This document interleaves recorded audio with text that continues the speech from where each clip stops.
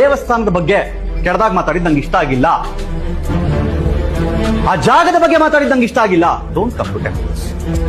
ಜನರನ್ನ brain wash ಮಾಡುವ ಅಥವಾ ತಂದಿಡುವ ಕೆಲಸಗಳನ್ನು ಮಾಡಿದ್ರೆ ಸುಮ್ಮನೆ ಕೂತ್ಕೊಳ್ಳೋಕ್ಕಾಗಲ್ಲ. ದೇವಸ್ಥಾನದ ಬಗ್ಗೆ ಮಾತಾಡಿದ ಸಮೀರ್ ಅಂತ ಹೇಳ್ತಾ ಇದ್ರಿ, ಏನ್ ಮಾತಾಡಿದ ಸಮೀರ್?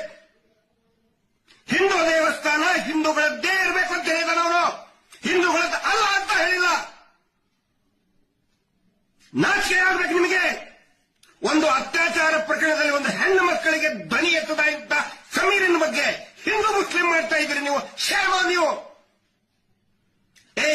ನಿಮಗ್ ಒಂದು ಪ್ರಶ್ನೆ ಕೇಳ್ತಿದ್ರೆ, ಒಂದೇ ಒಂದು ಪ್ರಶ್ನೆ.